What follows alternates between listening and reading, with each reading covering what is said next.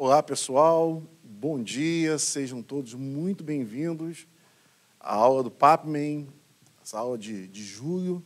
É um prazer enorme estar aqui com vocês. Eu sou o professor Ivail Muniz e, na aula de hoje, vamos apresentar uma proposta que está dentro, né, do que a gente vem trabalhando ao longo de alguns anos, unindo a prática docente. Eu sou professor do Colégio Pedro II e professor também de uma escola técnica estadual aqui no Rio de Janeiro. E, além disso, também trabalho na rede privada. Então, a gente tem experimentado, a gente tem pesquisado sobre o tema, e a aula de hoje é sobre noções de economia e finanças, especialmente nas aulas de matemática. Tá? Você deve estar se perguntando, mas a gente vai conseguir fazer isso em 1 hora? Porque a gente vai aqui usar como base o livro aberto, que é um projeto do INPA em parceria com a OBMEP e a Fundação Itaú Social, para mostrar para vocês esse material, dar uma passada nesse material e trabalhar alguns problemas e atividades nessa temática que é a educação financeira. Tá? Então, como é que vai funcionar? Eu vou apresentar alguns slides para vocês, algumas ideias, porque esse tema ele é naturalmente multidisciplinar. A gente vai levar em consideração vários aspectos matemáticos, mas quando se trata de analisar situações financeiras, os aspectos não matemáticos, eles aparecem. Então, quero convidar você, nessa manhã, a fazer uma imersão aqui comigo, né, num mundo que, na verdade, além de ser um mundo real, é um mundo da economia, das finanças, mostrando que aquilo que você faz em sala de aula pode ser ampliado. Tá? Então, vem comigo, eu vou apresentar aqui alguns slides para vocês. Eu quero começar com uma história. Basicamente, imagine que você vai a uma festa, tá? E o anfitrião, o senhor Brasilis, ele convidou 1000 pessoas para essa festa. Cada convidado recebe um número. Então, imagine que esse número é em função da ordem, vamos supor que é a ordem de chegada. Ao final da festa, o anfitrião ele corta um bolo enorme, tá, em 1000 pedaços. Você deve estar pensando, bom, se o bolo vai ser cortado em 1000 pedaços e tem 1000 convidados, cada convidado vai ganhar um pedaço de bolo. Espera o final da história. Qual seria a divisão mais justa, mais igualitária, mais razoável? Agora, tenta imaginar que o anfitrião ele faz o seguinte, ele distribui os 1000 pedaços de bolo da seguinte forma. Olha só o que ele vai fazer. Ele pega 429 pedaços de bolo e dá para os 100 primeiros números da festa. Ou seja, as pessoas que o anfitrião deu o número de 1 a 100, ele separa 429 pedaços de bolo, 429 pedaços de bolo e diz, ó, isso aqui é para vocês. Então, 100 pessoas comerão 429 pedaços de bolo. Por outro lado, os 100 últimos convidados, os 100 convidados com os números de 901 a 1000, eles receberão 8 pedaços de bolo. Você acha essa divisão justa? Em 2009, foi assim que o bolo de dinheiro foi distribuído no Brasil. Um dos países, segundo o economista francês Thomas Piketty, mais desiguais do mundo.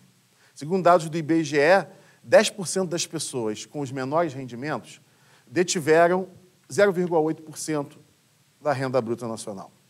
Metade da população brasileira correspondia a 15,6% dos rendimentos. 15,6% dos rendimentos. E 42,9%, você lembra dos 429 pedaços de bolo? Foram recebidas pelos 10% mais ricos. Essa divisão do bolo é muito mais acentuada do que em dezenas de outros países. Tem uma pesquisa do World Inequality Report de 2022, lançada aí por esse laboratório, né, de desigualdades mundiais, liderado pelo Thomas Piketty. Ele mostrou que a desigualdade no Brasil ela é muito maior que em vários outros países. E disse ainda que essa desigualdade ela está no cerne de vários conflitos políticos. Por que estudar noções de economia no ensino médio? Na verdade, os alunos já estudam economia na educação básica, em história, em geografia, especialmente em geografia, Os alunos estudam muito economia. O seu filho, a sua filha, já estuda várias noções como oferta e demanda, como consumo, processo de industrialização, renda, trabalho. Noções de economia também fazem parte da vida das famílias, das pessoas, das empresas, dos estados, dos países e afetam projetos e realizações de todos nós. Vai perguntar para quem quer contrair um financiamento para comprar a casa própria, se ela está satisfeita, se ela consegue comprar a casa com as taxas de juros atuais. Para milhares de pessoas, para milhões de pessoas. Isso não é possível. Será que o ensino da matemática não tem um papel importante, não só na compreensão das situações econômicas, incluindo as financeiras, mas no pensamento crítico, que ajude as pessoas a lidar com situações, desde as mais simples, relacionadas ao planejamento e ao orçamento doméstico, até questões mais complexas, como investimento e uma proteção para o futuro? O volume do livro aberto, em 2019, eu fui convidado para escrever um volume de matemática financeira, pelo professor Humberto Bortolossi e pelo Fábio Simões. Eu sugeri educação financeira. E você vai ver na aula de hoje por quê.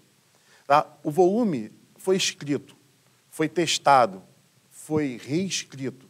E ele vai estar disponível para você gratuitamente até o final desse mês. O volume de educação financeira tem como objetivo convidar os estudantes a pensarem e refletirem sobre situações financeiras e econômicas, predominantemente por meio da investigação de problemas, geralmente envolvendo a tomada de decisão. Só que não é só matemática. Considera aspectos matemáticos e também considera aspectos não matemáticos. O que eu estou dizendo com aspectos matemáticos? Aquilo que a gente aprende na educação básica, desde porcentagem, variação percentual, aumentos sucessivos, razão, proporção, progressão aritmética, geométrica, função afim, função definida por várias sentenças. Aspectos não matemáticos, comportamentais, culturais, políticos, econômicos, ambientais e sociais. E a gente espera fazer isso de uma forma crítica, sem abrir mão de ser fundamentada. Buscamos convidar os estudantes a pensar em suas atitudes, escolhas e responsabilidades diante da gestão de recursos para atender às demandas familiares e pessoais. Porque, apesar do adolescente, muitas vezes, não contribuir com a renda, não contribuir com as entradas, ele contribui para gastar. Então, ele tem responsabilidade. E a gente acredita que, desde cedo, ele tem que ser convidado a pensar nas suas atitudes e nas suas responsabilidades. Tá? Eu gostaria de convidar você a entender a educação financeira do livro aberto. É um panorama rápido para a gente ir direto para as atividades que estão conectadas à sua sala de aula. A educação financeira no livro aberto não tem como proposta como fazer de você um milionário, nem fazer o aluno acreditar que ele é pobre porque ele não se esforçou. Nada disso. Tá? O projeto aqui é outro. É convidar os alunos, os estudantes, a pensarem, por meio da matemática, mas não exclusivamente pela matemática, as situações financeiras para, talvez, potencializá-los nas suas escolhas. E o livro aberto ele foi escrito a partir de 4 princípios. O primeiro deles é o convite à reflexão.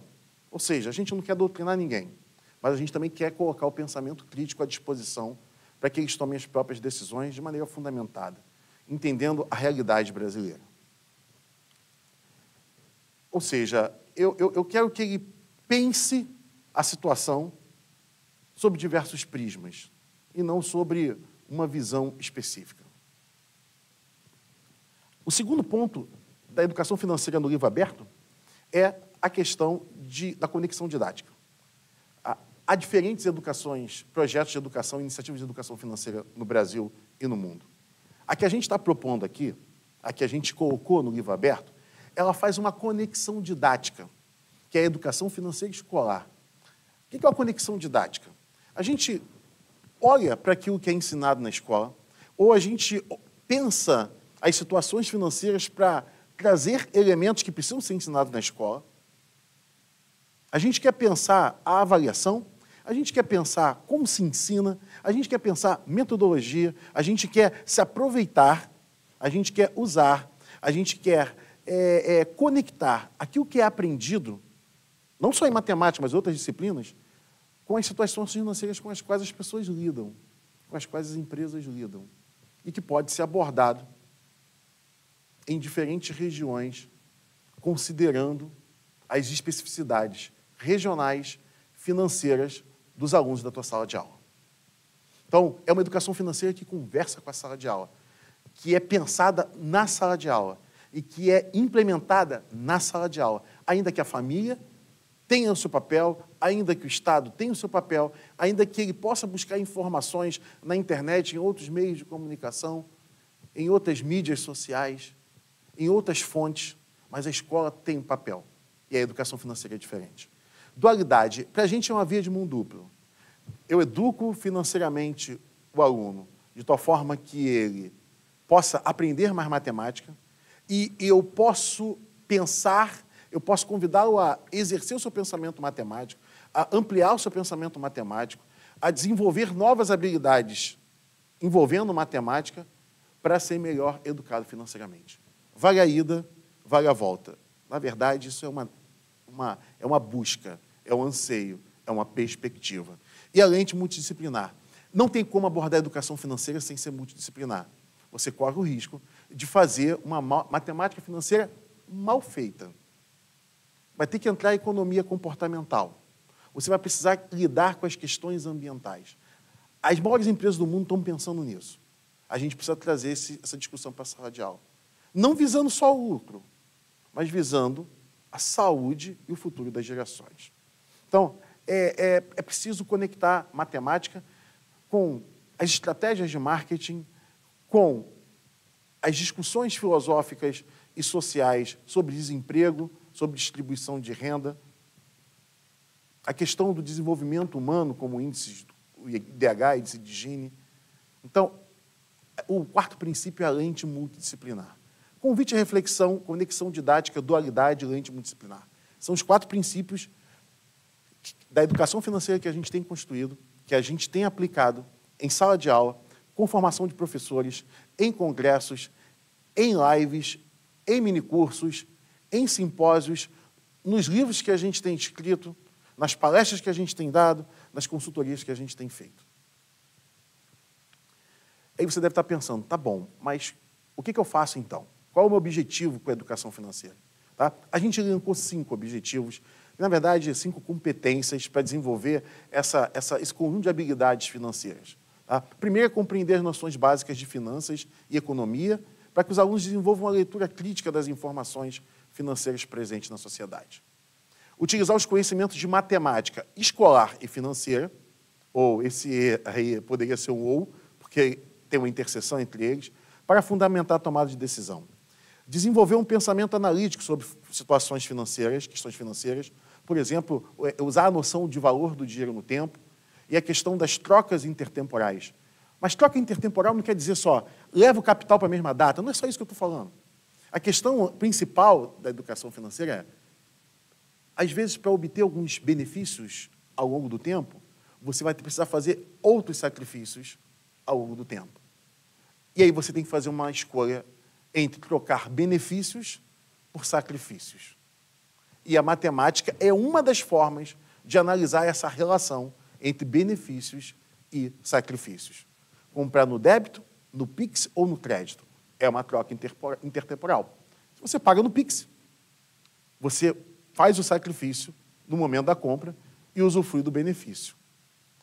Se você compra no crédito, às vezes em 12 vezes, você tem o benefício agora, mas em compensação, às vezes você faz 12, 24, 36, e tem gente que faz 360 sacrifícios mensais ao longo de 30 anos.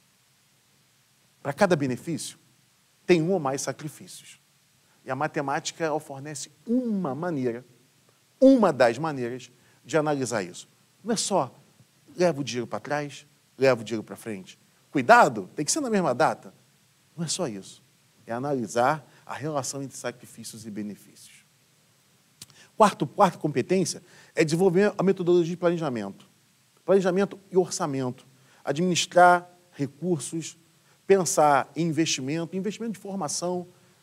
Não é só investimento no Tesouro Direto, no mercado de ações. Não é só pensar, compro criptomoeda ou não compro criptomoeda. Não é só isso. Ainda que isso também possa estar no pacote. Mas não é o mais importante. A questão do investimento é o que eu preciso fazer ou o que eu busco fazer naquela parte que eu faço isso de forma consciente para obter benefícios no futuro que eu não obteria de forma ética, de forma lícita, sem planejar. E o quinto competência é analisar criticamente os temas sociais da sociedade de consumo, considerando questões políticas, sim, sociais, culturais e ambientais. O mundo todo está fazendo isso. E a gente precisa continuar fazendo. Os temas do livro aberto são esses: renda e trabalho, planejamento, crédito, consumo, índices econômicos, tributação, risco e retorno, consumo e sustentabilidade. Ele tem uma estrutura em 3 pontos. A gente começa com uma atividade e começa a explorar e discutir algumas ideias com os alunos.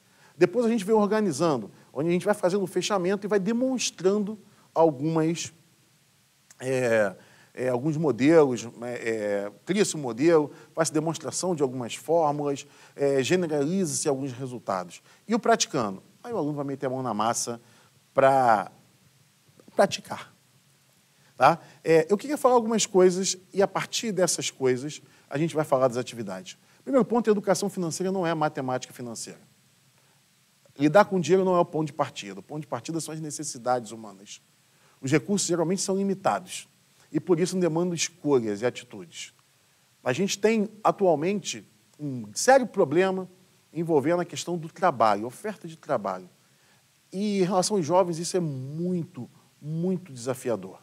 Tá? Dados mostram que 5,2 milhões de pessoas, essa matéria é de maio de 2023, 5,2 milhões de jovens entre 14 e 24 anos sem emprego. A gente tem uma distribuição de renda que é extremamente desigual em função de vários aspectos. Na região onde você nasce, por exemplo, isso pode ter uma correlação fortíssima com até quanto você vai ganhar.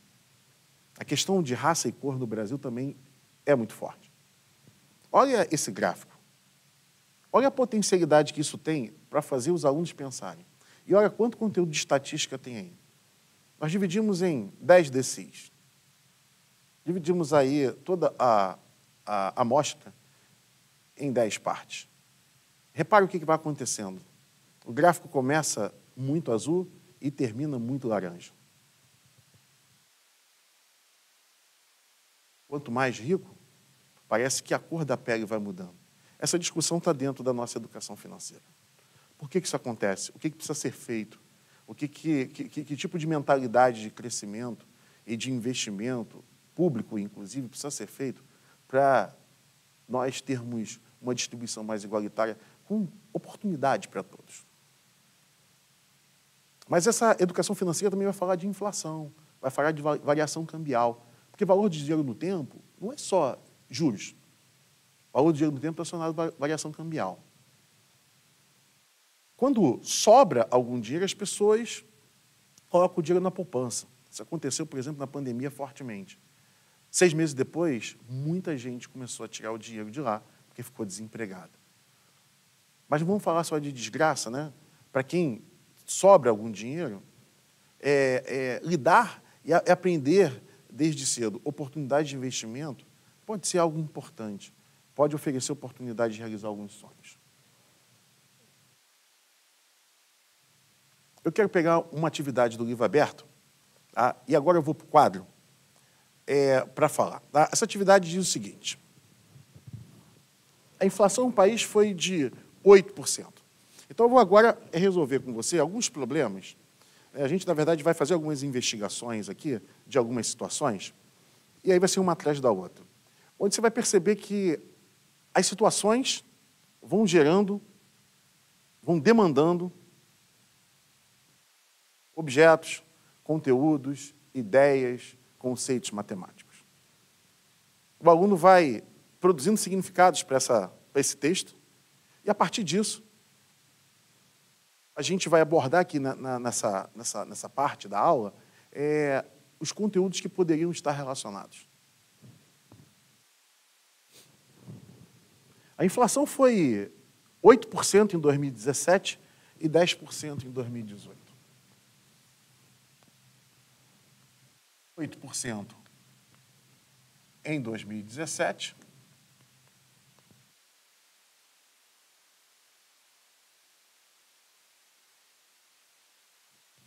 e 10% em 2018.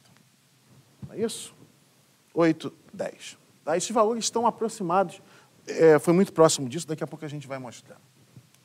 Existem várias maneiras de você calcular a inflação acumulada. E pergunta, os funcionários da empresa receberam uma proposta de aumento salarial de 18% para corrigir essas perdas, porque eles não receberam qualquer aumento nesses 2 anos. Ela realmente corrige as perdas? 18% corrige as perdas desse grupo de trabalhadores? Essa é uma atividade do livro aberto, uma das primeiras. Isso aqui pode ser abordado no 9º ano. Você pode imaginar que para calcular a inflação acumulada, produto custando 100, aplica 8% da maneira como se queira calcular, calculando 8% de 100, 8 somando, e depois calculando 10% em cima de 8. Observe que essa palavra acumulação significa que os 10%, a inflação vai incidir sobre o preço do início do ano, não é sobre o preço de um ano, do início do ano anterior. Isso aqui vai dar 118,80. Isso é porcentagem. É claro que a gente pode também, alternativamente, calcular isso usando fatores. A gente pode perfeitamente calcular aqui essa variação, então, fazendo o quê? Multiplicando aqui por 1,08 e, em seguida, multiplicando por vou colocar 10. De tal forma que o fator acumulado, fator que representa a inflação acumulada,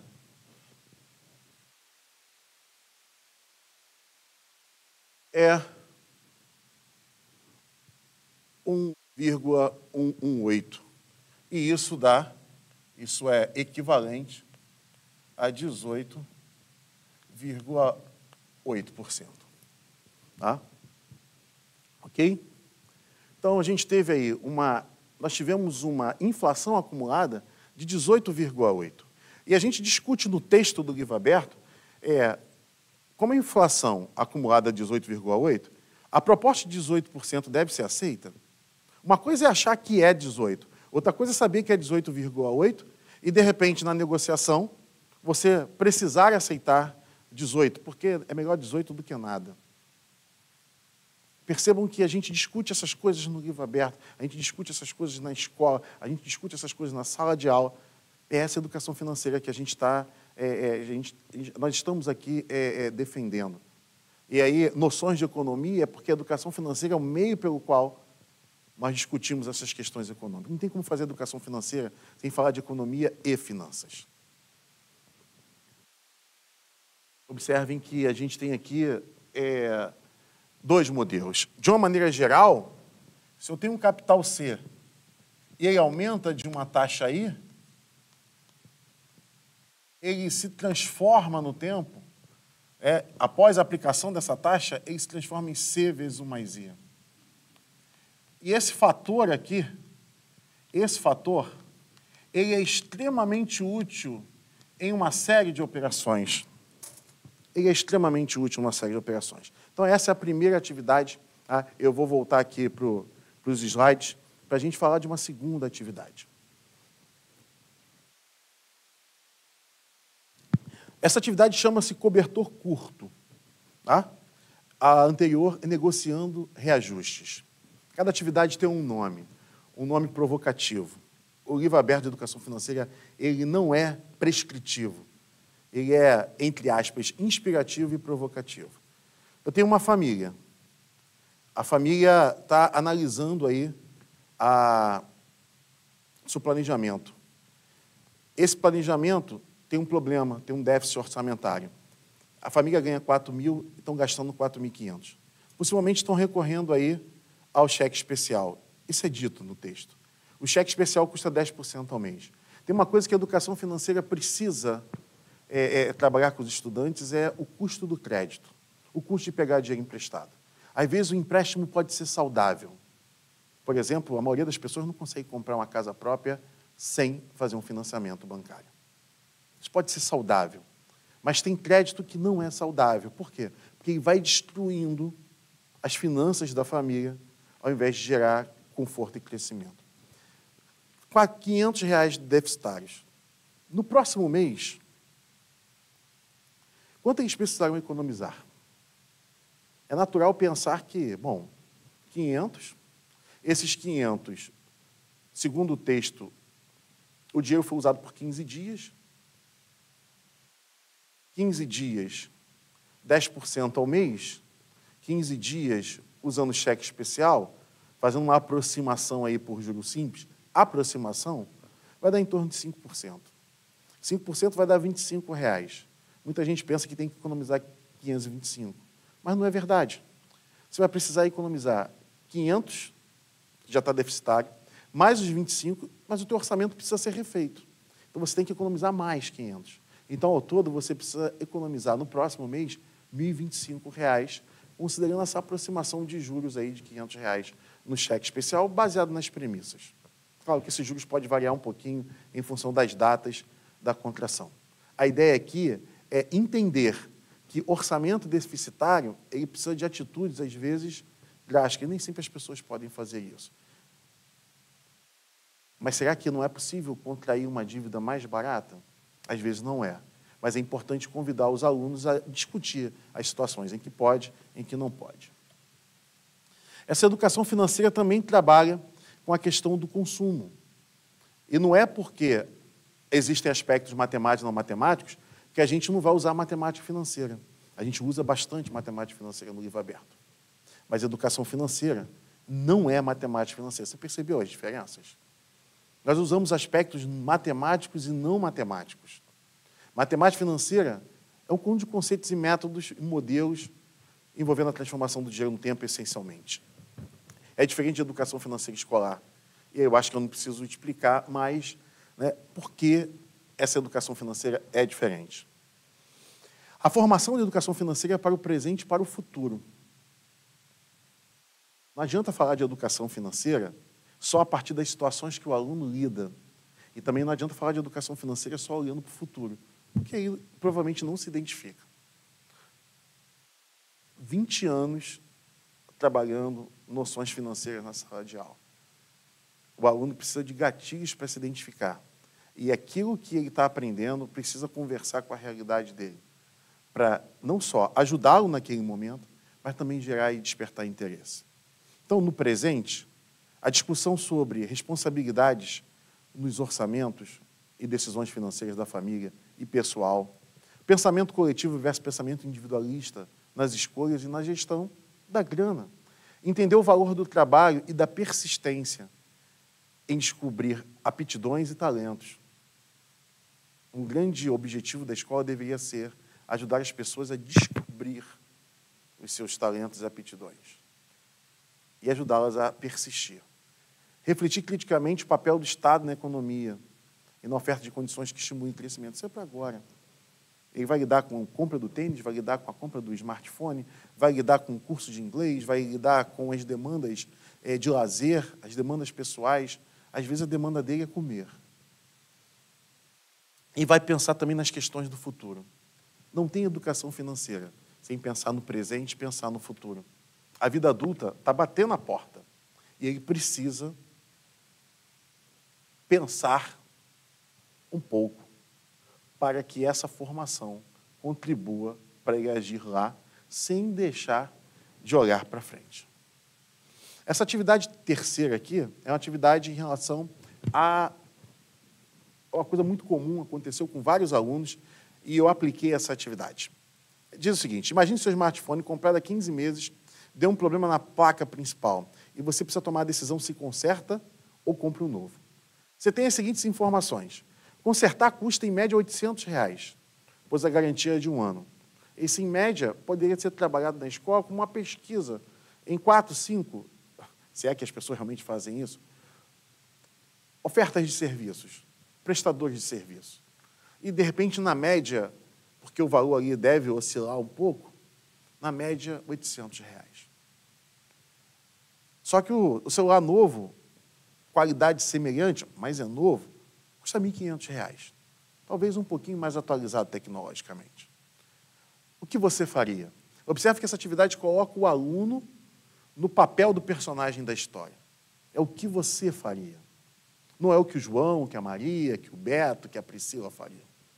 Então, você convida o aluno, convida o estudante, a estudante, a se colocar no papel de quem está agindo. E aí você mobiliza diversos circuitos mentais na resolução do problema. Observe que o valor passou da metade. E é aqui várias coisas podem ser discutidas. Os alunos, por exemplo, fizeram essa atividade, semana retrasada, eles colocaram coisas do tipo.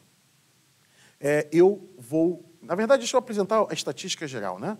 Dos alunos que responderam essa atividade, foram 41 alunos, eu tive 28 dizendo que consertariam e 13 que comprariam um novo. Essa escola está situada numa região que não é uma região muito abastada. Também não é uma região muito pobre. Será a região, a condição econômica, certamente influenciou essas respostas. Mas a questão, talvez não pudessem, não têm condições de comprar facilmente um celular novo. Isso não é tão fácil para eles. Mas eles usaram vários argumentos. Um dos argumentos de quem compraria um novo foi assim, poxa, esse defeito pode continuar e daqui a pouco, em um intervalo de tempo de 2, 3 anos, eu posso ter gasto dinheiro de equipamento novo sem ter o equipamento novo. Por outro lado, alguns colocaram, será que a gente não consegue reduzir esse custo de manutenção?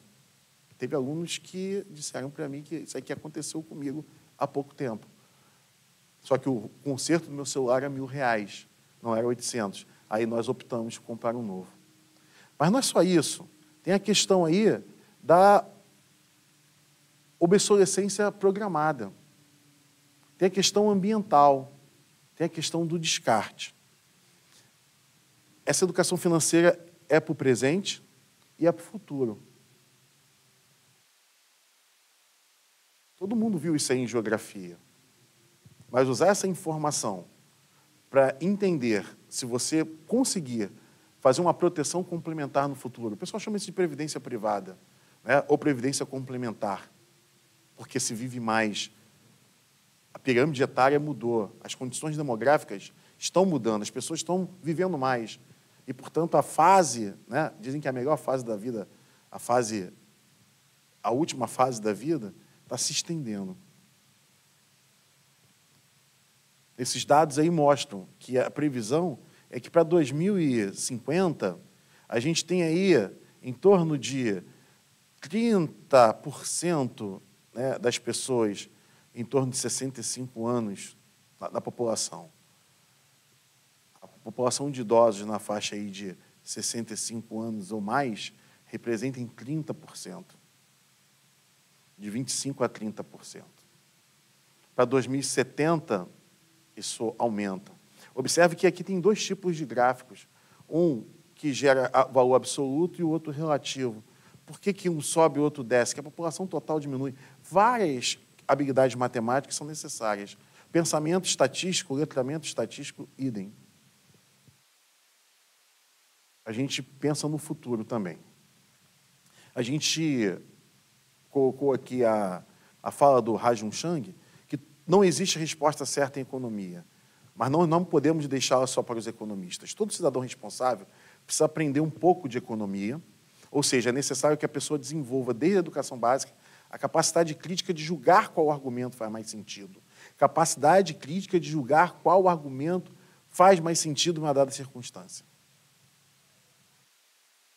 Por exemplo, pensar se o arroxo fiscal é algo razoável em um momento em que você precisa, talvez, de fazer estímulos na economia. Bom, vários países fizeram assim. Outros optaram pelo caminho contrário. O que estava por trás desse pensamento? Não é prescritivo, apenas um ponto de partida, inspirativo e provocativo. A atividade 1 eu já coloquei com vocês. Eu queria ampliar essa atividade, voltar aqui na questão da inflação. Como é que é o contexto inflacionário brasileiro? A gente falou aqui 2017, 2018, deu 18%. Se você, por exemplo, pega os últimos 4 anos, 2019 e 2022, os valores apresentados, aproximados, são 4,31%, 4,52%, 10,06%. Em 2002 foi 5,79%. Olha que coisa interessante. Se você usa esses valores e faz o produto dos respectivos fatores, você chega a um valor acumulado, né, desse índice do IPCA, que é o principal índice de preço ao consumidor amplo, é o principal índice de inflação do Brasil, foi de 27,56% em 4 anos. Ou seja, para a cesta de produtos que o IPCA mede, em 4 anos a gente teve quase 28% de aumento. Só que se a gente usa um simulador do Banco Central, a gente chega a 26,92%. E aí você pode achar que tem um erro. Esse simulador aqui é muito interessante. E eu vou mostrar agora para vocês, vou fazer essa simulação aqui ao vivo. Então, eu vou usar agora o simulador do Banco Central. Observe que eu aqui quero ampliar a atividade, quero discutir aqui, eu vou ampliar o prazo também. E aí eu vou saber qual foi a inflação acumulada usando esse simulador nos últimos 4 anos. Então, eu acesso essa calculadora do cidadão, e aí quando acesso a calculadora do cidadão, site do Banco Central, você pode colocar no Google, você vai selecionar aqui o IPCA. Quero só te mostrar aqui que quando você coloca a calculadora do cidadão, ela te dá aqui uma série de funções financeiras. Aqui a gente quer correção de valores. E você pode escolher alguns índices aqui. O IGPM, que é usado para corrigir aluguéis, o INPC, o IPCA, que é o principal índice de inflação. E aí eu vou colocar a data inicial, janeiro de 2019, e a final, dezembro de 2022. Eu vou colocar o valor de R$100 a ser corrigido, para ficar mais fácil, e vou botar corrigir valor. Observe que ele faz a correção e ele chega a uma inflação acumulada nos 4 anos de 26,927270%, ou seja, aproximadamente 26,93%. Quando você olha para esse gráfico, você vê os valores 19, 20, 21 e 22, usando 4 casas decimais aqui no fator, gerando 27,56. E essa foi uma situação curiosa, né? Mas será que esse simulador está apresentando erro? Ou os valores do gráfico estão errados? Na verdade, é uma questão aqui de aproximação mesmo. Tanto é que, se você for para o Excel, e aí vem comigo aqui no Excel, eu coloquei os fatores com 4 casas decimais e coloquei os fatores com 7 casas decimais. E aí você pode usar aquela função multi do Excel, que multiplica os números. E como aqui já estão os fatores, eu vou colocar a função multi, eu vou multiplicar os 4 fatores e vou encontrar o fator acumulado, menos 1 da taxa acumulada, conforme nós fizemos aqui. Veja que a ideia do fator no Excel, ela agiliza as contas, mesmo usando tecnologia. Você talvez demoraria um pouco mais de tempo para fazer a programação, se fosse calcular a porcentagem. Isso aqui pode ser até um motivo para mostrar ao seu aluno que, usando instrumentos de cálculo digitais, a utilização do fator pode ser extremamente útil. Isso é matemática, ajudando você a interpretar uma situação financeira. É claro que você pode usar o simulador, como nós fizemos aqui. O simulador faz as contas. Mas há uma conexão entre a matemática e a educação financeira, que é uma via de mão dupla. São 2 lados da mesma moeda. É isso que a gente defende. Mas vamos voltar lá para o Excel. Eu vou aqui arrastar e vou fazer a conta. Vou ampliar aqui para você. A multiplicação agora foi por esses outros 4 fatores. Repara que ele chegou no valor apresentado pelo simulador. Ou seja, o valor que nós obtivemos na simulação agora bate com os cálculos. É uma excelente oportunidade para discutir com os alunos como aquela pergunta que você fala, mas eu uso até quantas casas decimais? Mostra aqui uma diferença de quase 0,6 pontos percentuais. Isso pode fazer uma diferença enorme num volume grande. E, além disso, mostra o cuidado que você tem que ter com E na vida real você trabalha com valores, né? Mais casas decimais. Em sala de aula, para trabalhar com esses temas, não abra mão de usar calculadora. Mesmo correndo o risco, ele geralmente vai fazer o uso do celular, mesmo correndo o risco dele se dispersar. Mas os benefícios advindos do uso da calculadora na aprendizagem matemática, na aprendizagem econômica, pelo menos a expectativa, eles precisam ser maiores do que os riscos e prejuízos advindos da dispersão do uso do celular. Muito bem. Então, eu posso ampliar ainda mais essa atividade discutindo a relação entre inflação e poder de compra. Tá? Existe uma relaçãozinha matemática chamada efeito Fischer. Então, por exemplo, se o salário da pessoa aumentou 50% em um período de 5 anos, mas a inflação oficial do mesmo período foi de 30%, está vendo por que a gente olhou para a inflação brasileira para falar de 30% em 5 anos? A gente não está fora da realidade. A gente está lidando com uma realidade baseada em dados reais, usando matemática, mas também usando um simulador que já está disponível na internet. Inclusive, tem um aplicativo dessa calculadora cidadão que você pode acessar e baixar para o celular, para o seu smartphone, para o smartphone do aluno, tanto no Android quanto na outra. Tá?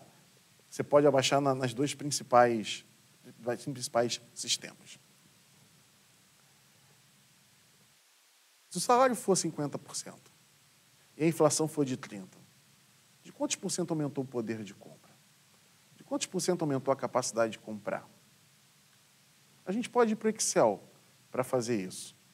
A gente pode ir para o quadro para fazer isso. Mas repara que o que vai acontecer quando eu, por exemplo, se eu tenho R$1.000, isso aumenta de 50% em 5 anos, R$1.000 se transformam em 1.500. Só que antes, vamos imaginar um produto que custasse R$100 o quilo.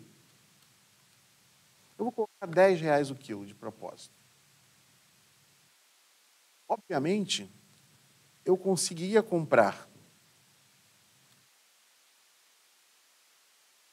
100 quilos desse produto. Repara que, se esse produto aumenta de 13, eu vou usar assim, 10 multiplicado por 1,30 dá 13. Eu vou colocar aqui 1.000 multiplicado por 1,50 dá 1.500. Repara aqui agora que eu conseguiria antes comprar 100 quilos e agora eu consigo comprar 115,38 quilos. Então, um aumento de 5,38 quilos. A variação percentual é 5,38 em 100. Então, o meu poder de compra, nesse caso, 15,38 em 100, perdão. E aí, o quilo, eu consigo comprar 15,38 quilos a mais em 100 e, portanto, a variação percentual foi de 15,38%. Olha que coisa estranha. Aqui aumentou 50%. Aqui aumentou 30%. E aqui aumentou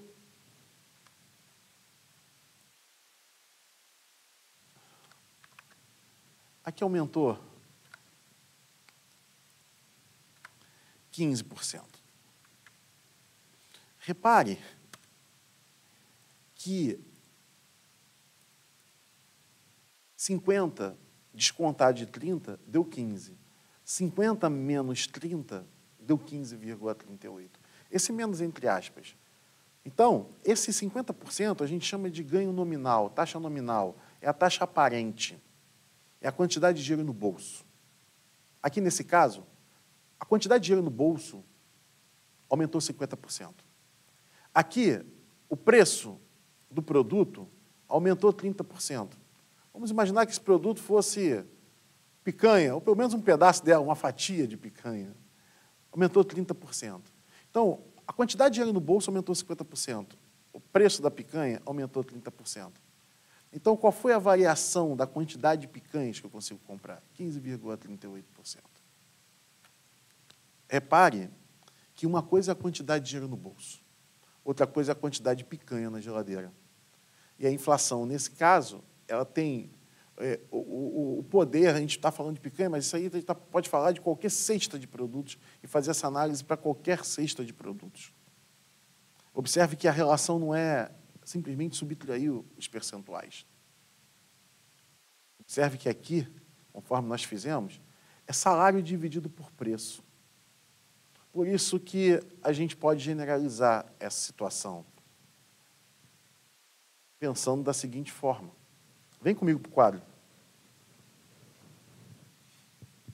Se eu tenho um capital C, esse capital aqui vai crescer a uma taxa nominal IN.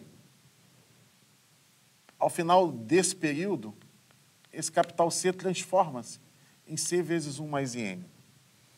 Imagine o preço P. O índice de inflação, eu vou chamar de IF, o índice de inflação. Então, esse preço vai se transformar em P que multiplica 1 mais IF. A quantidade de produtos, que é o que vai medir o meu poder de compra, tá?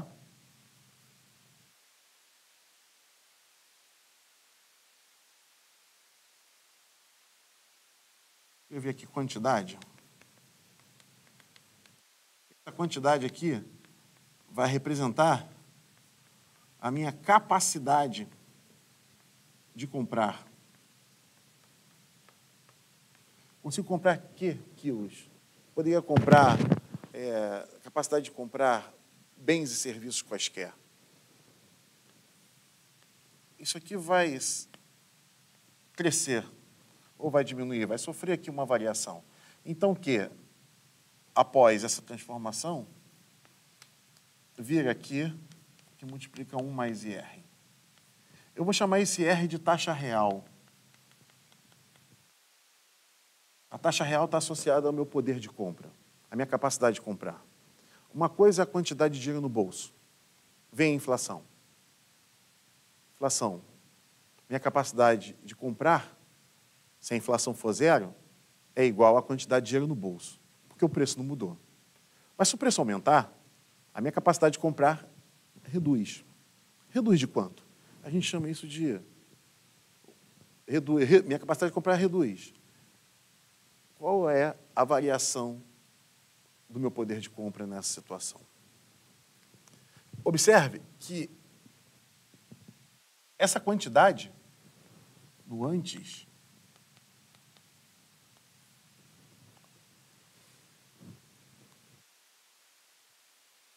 é dada por C dividido por P. O quanto tem de dinheiro pelo preço.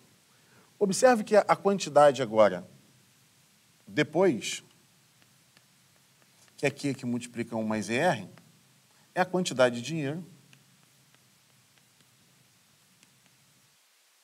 dividido pelo novo preço. Mas observe que Q é igual a C sobre P.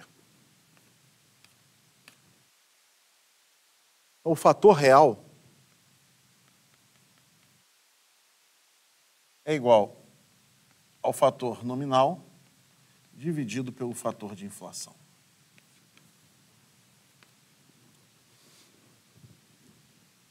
Esse fator real, ele representa o aumento do poder de compra. O fator nominal representa a quantidade de dinheiro no bolso. Isso aqui representa a inflação. Dinheiro no bolso, inflação, quantidade de picanha na geladeira. Repara que para encontrar a taxa real, eu preciso subtrair aqui essa razão por 1. Foi o que nós fizemos ali. Repara bem que essa generalização, ela não é de interesse de várias propostas de educação financeira. Às vezes, nem está presente em entender a relação de inflação e poder de compra. Essa é uma noção econômica importante. Efeito Fischer, em homenagem ao economista Irving Fisher, que apresentou uma série de estudos mostrando pela primeira vez essa relação, bem como outros, como o equilíbrio de Fisher e outros resultados da economia. Essa relação de inflação e poder de compra, ela pode ser analisada, pode ser percebida na vida real, no bolso das pessoas, no dia a dia, na mesa, na viagem que se deixa de fazer, na roupa que se queria comprar e não pode, ou na viagem que se fez, ou na roupa que se comprou, ou no carro que se comprou, ou na viagem que se fez, dependendo de várias condições. A gente entende que a escola tem um papel importante na mentalidade das pessoas. Não só em olhar para as suas responsabilidades, mas em como também lutar e não abrir mão de que determinados agentes econômicos cumpram as suas responsabilidades, não delegando-as para você, às vezes, descabidamente. Mas vamos avançar aqui. Eu vou voltar aqui para a atividade 2 agora, uma atividade de planejamento e orçamento. Eu quero que você repare bem aqui.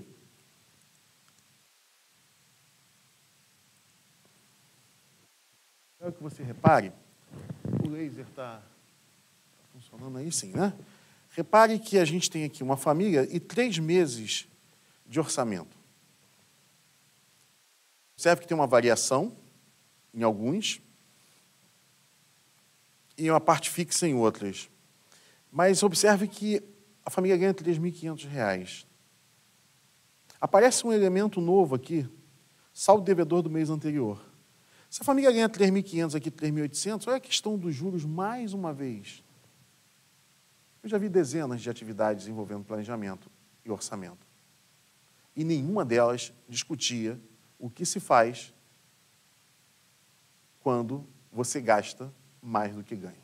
Isso aqui não é incentivo a gastar mais do que ganha. É só para mostrar que essa atitude, às vezes, não tem jeito. Ela tem consequências. E a matemática pode te ajudar a entender o tamanho dessa consequência. Observe que o total de gastos foi 3.800, aqui 3.900 e aqui 4.200. A dívida dessa família está aumentando. E aí a gente pergunta, né, uma das perguntas que nós fizemos nessa atividade, é a atividade 10 do livro aberto, quais são as sugestões que você faria para essa família? E por que está acontecendo com um padrão? Então aqui a gente está discutindo a noção de fator. Esse 3.800 aqui, ele está sendo multiplicado por né, esse R$300 aqui de dívida, da diferença de 3.800 por 500, foi multiplicado por 1,1, ou seja, aumentado 10%, e depois foi aumentado novamente. Só que não mais 330, porque agora a dívida ficou em 400. Então agora você tem 400 vezes 1,1. Repara bem nisso. Vamos lá para o Excel. A dívida começou com 300. Ela se transforma em 330. Só que naquele mês, ao final, não foi só 330. Foi gasto mais alguma coisa. De tal forma que a dívida agora é 400. E esses 400, mais uma vez, foram multiplicados por 1,1, virando 440. Então, observe que isso aqui foi janeiro, isso aqui fevereiro, isso aqui março. Essa é uma transformação do dinheiro no tempo.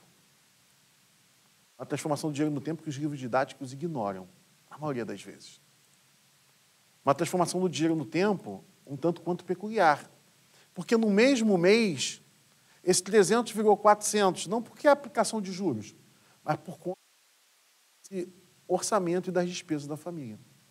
Então, uma dívida que em janeiro era de 300, em março agora está em 440. E você observe que a matemática para entender isso é muito simples. Agora, o que fazer para acabar com essa dívida talvez não seja. Será que a escola não tem um papel para ajudar as pessoas a pensar em soluções para os seus problemas financeiros? estou dizendo que a escola é responsável por isso, não. Diretamente, ou que a escola seja a única responsável. Mas será que não pode dar sua contribuição? Há diversas atividades aqui que podem ser feitas, como a ideia de média, a ideia de série temporal, onde pode ser retirados os valores, em que você pode gastar menos, o que você não pode abrir mão, enfim, custo fixo, custo variável. Há uma série de conceitos matemáticos envolvidos aqui. Vamos falar da atividade 3. Consumo, meio ambiente, tomar decisão. Na verdade, nós já falamos sobre ela. A gente já discutiu aqui a questão. E aí eu só reforço que, apesar, né, estabelecer um percentual, a partir de quantos por cento do valor do produto eu conserto ou não conserto? Será que não preciso analisar o tipo de conserto? De que maneira a minha atitude contribui para aumentar a quantidade de lixo eletrônico? Como é que tem sido feito esse descarte? Eu tenho sido cuidadoso? Ou eu tenho consumido? Para os alunos de uma classe social menos abastada, consertar foi a maioria. Mas se a classe social fosse mais abastada? E aí, se o teu aluno é de uma classe social mais abastada, será que é mais difícil trazer consciência ambiental e atitudes mais sustentáveis para quem pode comprar? Para quem tem mais liberdade financeira?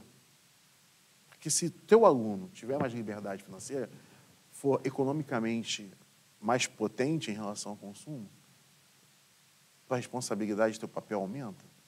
Teu e de toda a escola? É algo para a gente pensar. Atividade 4, investimentos e formação de decisão. Essa é a última atividade que a gente vai fazer na aula de hoje. Tá? Essa é a última. E ela começa assim. Aprender uma segunda língua, em especial o inglês, é uma experiência cognitiva importante, que pode abrir muitas oportunidades de diversas experiências, tanto no Brasil como em outros países. Imagine que você esteja pensando em fazer um curso de inglês. Quando eu falo você, é porque essa atividade é dirigida ao estudante. É com ele que eu estou falando. A atividade conversa com o principal público-alvo, o estudante. É para ele, é com ele que eu estou agindo. Após conversar com seus pais e pesquisar entre seus amigos da escola e do bairro, percebeu que os dois cursos mais populares são o English One e o English Plus. Você e sua família precisam tomar a decisão diante das seguintes informações. Tá? Eu coloquei, aí tem um curso, o One custa R$250 por mês, tem duração de 5 anos e fica perto de casa. Essas 3 informações foram intencionais. Faz parte do design de tarefas. O curso Plus custa R$350 por mês, R$100 mais caro. Tem duração de 4 anos e fica perto da escola. E aí eu coloquei uma imagem de uma organização que oferece bolsas de intercâmbio de inglês para jovens de baixa renda. E saber inglês abre muitas portas, tanto para o presente quanto para o futuro. Quanto para o acesso para a compreensão de informações publicadas em inglês em todo o mundo. E quando você sabe ler, você acessa novos mundos. Ao mesmo tempo, hoje, em diversas profissões, saber inglês é algo indispensável. E aí nós fizemos uma atividade que conversa com o aluno, olhando para o presente, para todas as oportunidades que ele pode ter ao melhorar a sua fluência em inglês, o seu conhecimento em inglês, bem como no futuro, e tudo aquilo que ele pode aproveitar se ele for fluente em inglês. Mas tem matemática no meio, tem economia no meio.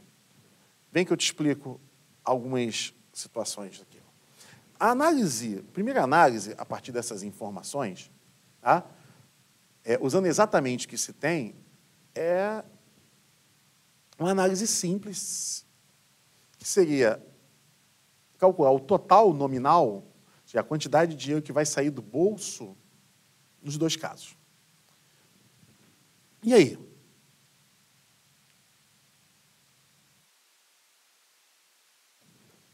Tem uma pergunta aqui. Pois não, qual o seu nome? Ive. Ive está me perguntando o seguinte, se essa análise não estaria errada, porque não considerou o valor do dinheiro no tempo. Ô Ive, essa é uma pergunta importante. Essa é a nossa primeira análise. Seria uma análise básica. Até as empresas fazem isso. Desconsiderar o dinheiro no tempo para ver a questão dos custos nominais. Nas próximas análises, a gente vai levar em consideração o dinheiro no tempo. Mas obrigado, Ive, pela sua observação. Essa é uma primeira análise. Aqui, nós vamos fazer 3 análises. Então, a primeira análise é que o curso One, como já era de se esperar, ele custa menos do que o curso Plus. O curso One, apesar de ser um curso de 5 anos, ele é mais barato. Nesse caso, né, com esses dados. Não é porque é mais barato, mensalidade, que em qualquer prazo ele seria mais barato, claro que não. Né? Mas para essas informações, para esses dados, tem um custo nominal total de 15 mil, quantidade de dinheiro que vai sair do bolso, e o outro 16.800. Né? Essa é uma análise, com ela a gente já pode conversar muitas coisas. Né? Inclusive associar isso, 16.800, com ser perto de casa, o curso mais barato, mas, em compensação, mais um ano fazendo o curso. O outro fica perto da escola, então você pode sair da escola e ir para o curso, mas, em compensação, fica mais tempo fora de casa, duração de 4 anos, mas você gasta mais. É muito interessante ver o que os alunos escrevem sobre isso. E o que é mais importante. Às vezes, para o aluno, o mais importante é estar perto de casa. E aí, nesse caso, não importa se são 5 anos. Às vezes, ficar perto de casa é até melhor, mesmo que o curso fosse mais caro. Vamos fazer uma segunda análise. A gente sabe que um curso de inglês dificilmente ficaria com esse mesmo preço durante 4 e 5 anos, respectivamente. Então, eu fiz aqui um segundo caso, né? E você pode apresentar essas informações aos poucos para que não tenhamos muitas informações sendo mostradas direto para o aluno, até mesmo para você captar a produção de significados que ele vai dar para essas coisas, aquilo que ele vai dizer, vai pensar, vai modelar, vai calcular. Você reduz a quantidade de informação para olhar para que ele pense só sobre aquilo. E depois você vai aumentando.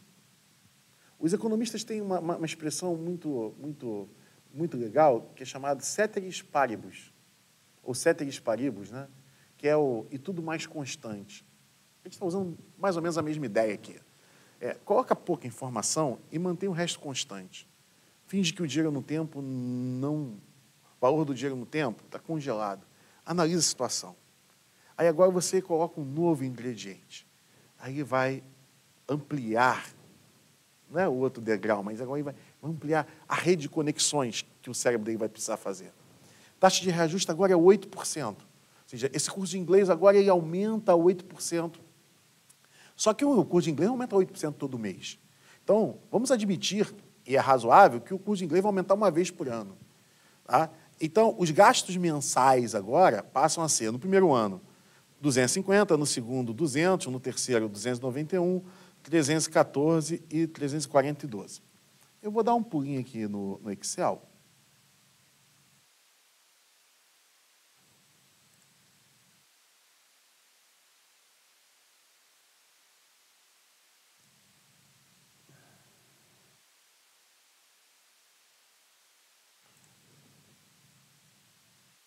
Para fazer aqui com vocês esse gasto aqui, tá? 1, 2, 3, 4, 5, isso já estava pronto, mas aqui não aparece, não tem problema, 250. E aqui vamos fazer aqui a nossa, mais uma vez, multiplicação pelo fator que é 1,08. E aí você observe que isso poderia ser feito com um aluno do ensino fundamental.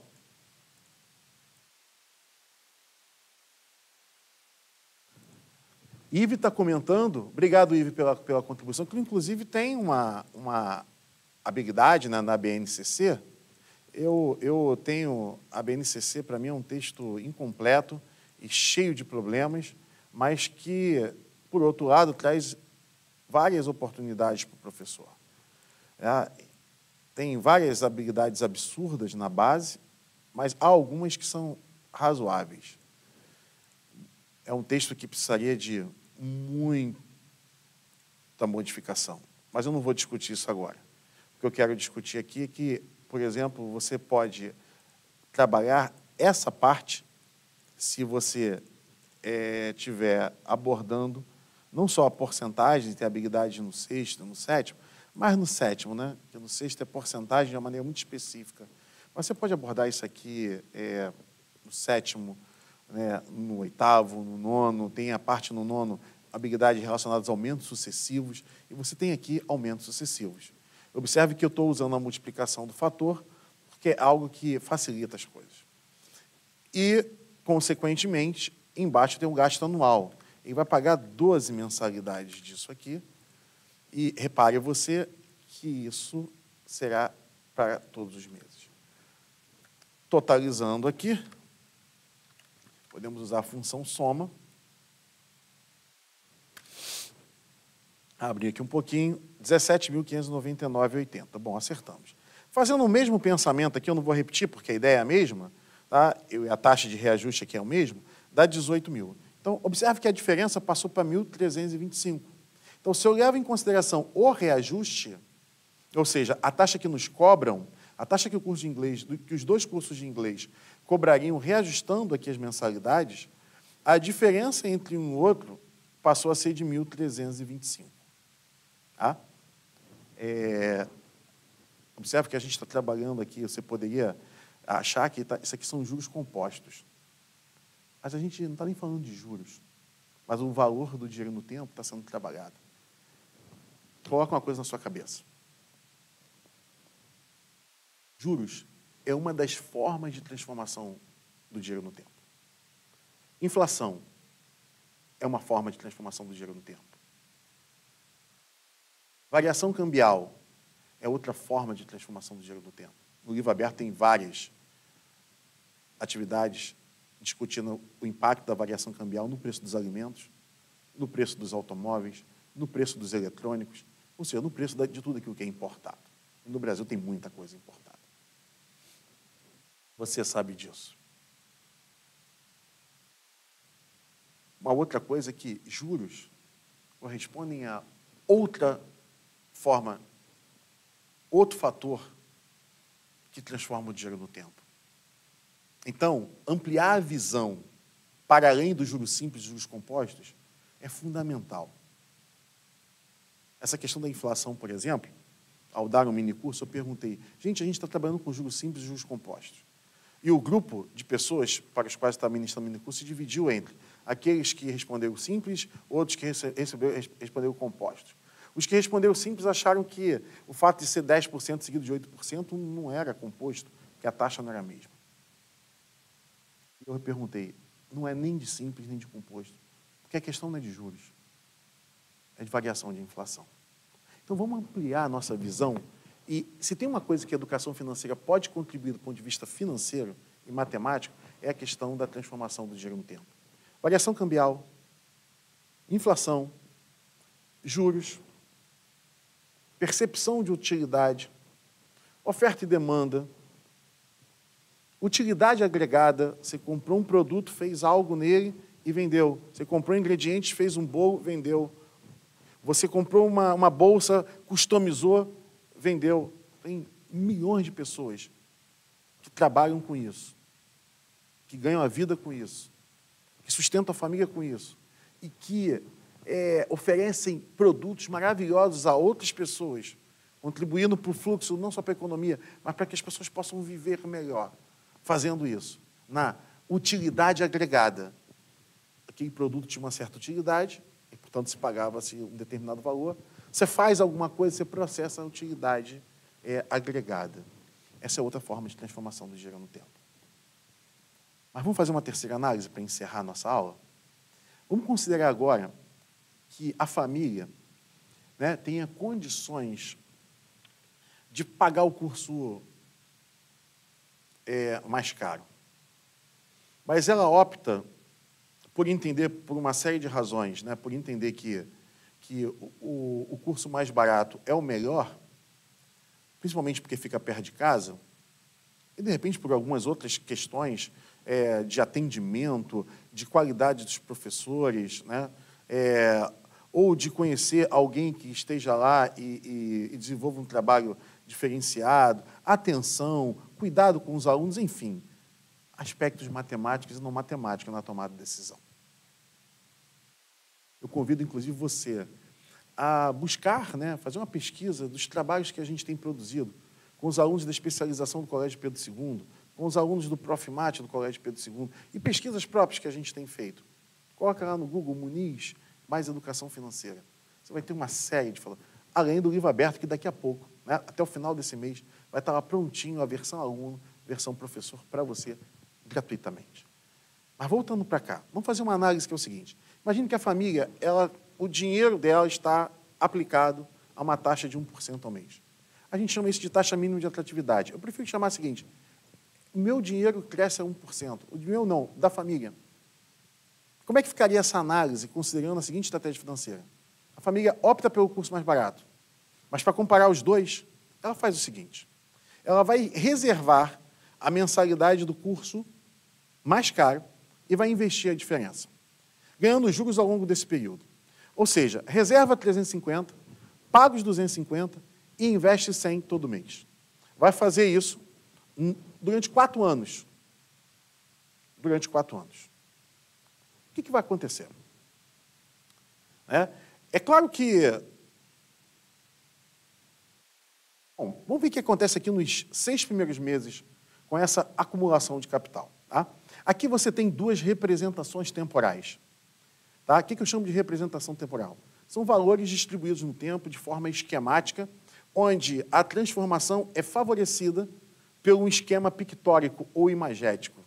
Tá? Ou seja, aquela representação em setinhas, né, brilhantemente apresentada pelo professor Morgado, né, no livro Progressões e Matemática Financeira, junto com o Eduardo Wagner e a Sheila Zani, ela é ótima, mas tem outras.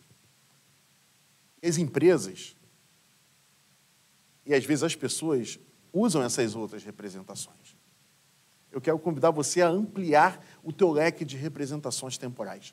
E quer saber um pouco mais sobre representações temporais? Coloca representações temporais no Google e vê o que você descobre.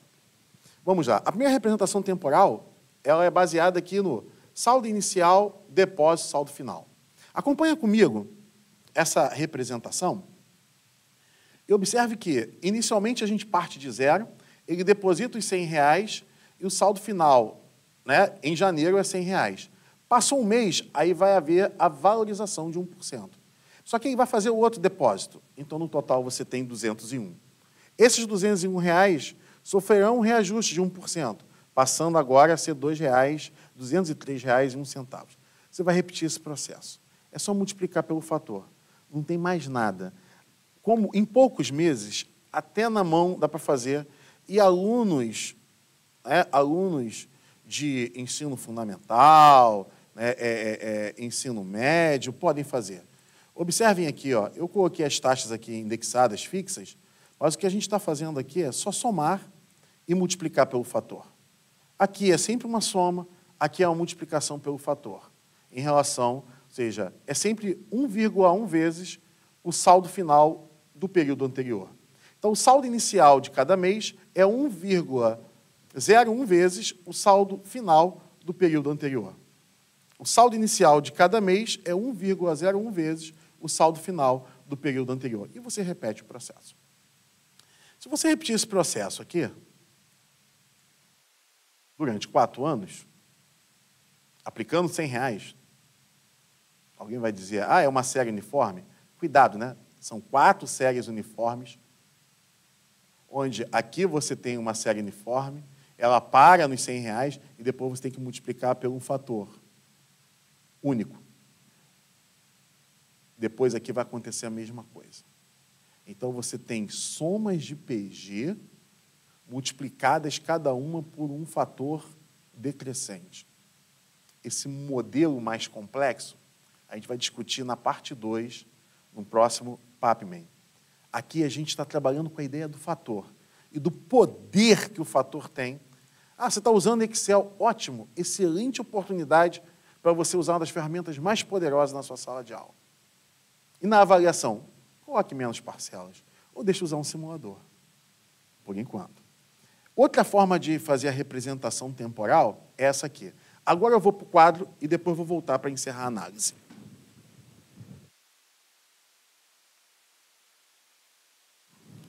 Observe que na representação anterior, eu somei os valores sempre no mesmo mês, mantendo aquela máxima de somar capitais na mesma data, mas eu não estou discutindo isso. Isso está sendo feito naturalmente, porque a representação temporal contribui para isso. Mas uma outra forma de pensar é que cada R$100 investido vai valorizar um determinado período de tempo. Então, de janeiro até junho, o primeiro R$100 que eu investi transformar-se-á em 100 vezes 1,01. Como eu vou multiplicar pelo fator 2, 3, 4, 5 vezes, só fazer junho menos janeiro, 5. É 100 vezes 1,01. 100 vezes 1,01 elevado a 5. Aqui eu tenho 100 vezes 1,01, um mês a menos, uma rentabilidade a menos. Um mês a menos, uma rentabilidade a menos. Um mês a menos, uma rentabilidade a menos. Um mês a menos, de tal forma que, e essa última, coloquei aqui R$100. Vou colocar. Se somar isso tudo, dá exatamente o valor ali de 615,20. É claro que você pode fazer essa soma, lembrando da aula do professor Ledo, anterior, pegando de baixo para cima, né, para ficar mais fácil, usando a soma da progressão geométrica, porque são 6 termos em PG. De cima para baixo é decrescente, de baixo para cima é crescente. Eu vou fazer o caso mais simples. 1,01, quantidade de termos 6, menos 1, sobre 0,01. Você pode fazer 5 contas mais 6, fazer essa soma, ou aplicar direto isso. Você vai obter aqui o valor aproximado de 615,20. Repare que eu estou falando da análise de uma sobra de dinheiro na comparação de 2 cursos de inglês para criar oportunidades para o meu filho, a minha filha, poderem acessar informações na língua mais usada no mundo, mas não só acessar informações visando o futuro profissional, são as experiências do presente. A educação financeira é para o presente e para o futuro. Eu estou fazendo aqui a representação que pode ser associada, a representação temporal, a uma soma de progressão geométrica, onde eu não usei esse conceito, mas ele está aqui implícito, está embutido, às vezes está obscuro, escondido, mas que pode ser feito sem a progressão geométrica. Mas que pode ser feito com progressão geométrica. E você pode discutir quais são as vantagens e desvantagens de cada método, com o apoio ou sem o apoio de tecnologia. E mesmo com o apoio de tecnologia, agora eu vou voltar para o slide, você tem 2 formas de fazer, pensando em cada um. E observe que essa representação, eu fiz questão aqui de colocar os valores, imaginando aqui 1, 2, 3, 4, 5, 6 poupancinhas separadas, para mostrar que fazer separado e fazer junto dá no mesmo. O que é importante aqui, né, é que não importa qual seja a data, o que importa é que seja a mesma, a máxima da equivalência de capitais. Não importa qual seja a data, não importa que seja a mesma. Você não pode sair somando R$100, R$100, R$100 e depois aplicar o único. Por quê? Porque esses R$101 só será 101 daqui a um mês. Esses R$100 só será 102,1 daqui a 2 meses. O valor do dinheiro é como se fosse uma fotografia. É naquele instante, é naquele momento. É por isso que você precisa considerar quanto vale e quando. Quanto e quando, gêmeos inseparáveis em financeira. Aplicando isso durante 4 anos, chega-se a um valor acumulado de R$ 6.818,27. Isso é só os R$100 de diferença. E aí, o que eu fiz? No 5º ano, ele para de pagar R$100, porque o curso mais caro acabou, mas, em compensação, ele tem que pagar o outro curso. E aí nós fizemos aqui essa subtração mês a mês, mas reaplicando o valor, o saldo, né, de cada mês. Então, o saldo vai diminuindo, mas o que sobra vai sendo reaplicado, gerando um valor de R$ 4.512 nessa estratégia. Então, fazer o curso 1, ele é financeiramente mais vantajoso, a essa taxa, a R$ 4.512 na data de dezembro de 27. Você pode se programar, fazer esse curso, e o ganho não é nem 1.800 da análise 1 e nem 1.325 da análise 2. É 4.512,37, considerando uma taxa. Aí vai eu. E se a taxa for menor, a diferença vai ser... Tá bom, qual é a taxa que você quer? Você quer o quê? 0,8%? Deixa eu colocar aqui a representação. Aí dá 4.017. Todos os valores estão automaticamente, já foram recalculados, porque eu indexei a essa taxa. Não indexei nada, essa aqui. Agora eu vou indexar. Perdão. Ótimo, agora sim. Deu 4.017. Vamos só conferir aqui.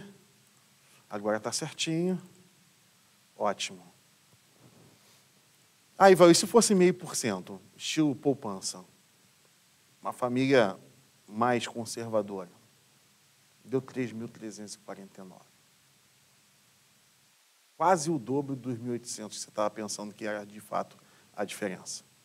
Tá? Aí, se a taxa de reajuste... Aí você tem um mundo de simulações. A educação financeira, e, na verdade, o ensino de matemática, ele precisa entender que as simulações computacionais precisam fazer parte da cultura matemática dos alunos.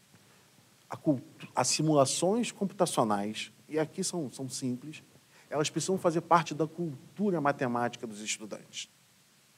Mas eu não tenho tempo na minha sala de aula. Então, seja subversivo. Deixa de dar alguma coisa. Deixa de ministrar algo. Ou então, ministra menos. Ajusta. Conversa. Dialoga. Cria oportunidades. Ou, de repente, se for possível, for viável, coloca no itinerário formativo. Isso é importante. Bom, eu queria falar 2 coisas, na verdade 3, para encerrar essa aula. A primeira é dizer que eu estou muito emocionado porque eu fui aluno do PAPMEN em 2000. Eu era recém-formado da FRJ, eu me formei em março de 1999, e o professor Morgado falou, você deveria fazer o PAPMEN.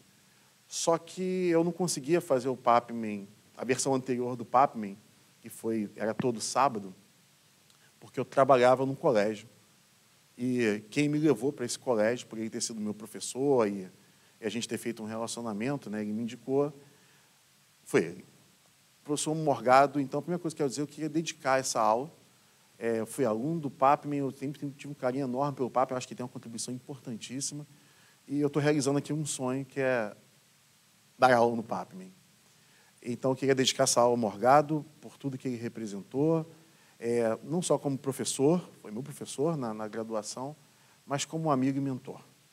Eu quero agradecer também a Humberto Bortolossi, que esteve na minha banca de doutorado e que foi o ponto de partida para escrever esse livro aberto.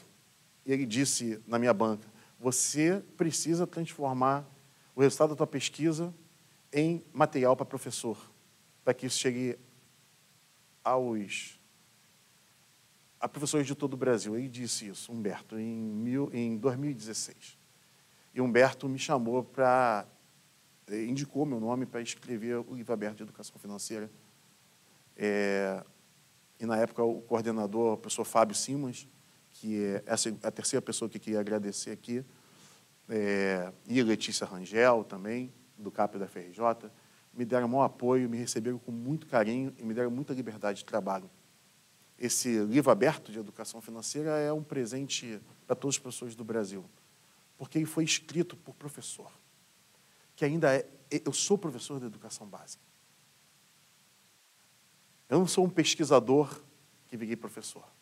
E nem sou um professor que virou pesquisador. Eu sou um professor que faz pesquisa. A minha essência é a sala de aula. A minha essência é entender a cognição humana. A minha essência é tentar ajudar as pessoas a serem mais livres, e um dos meios que eu uso é por meio da matemática. Então, eu queria agradecer, e agradecer a uma pessoa da qual eu sou fã, desde o curso que eu fiz com ele no CCERJ, em 2000, antes do Papem, que é o professor Eduardo Wagner.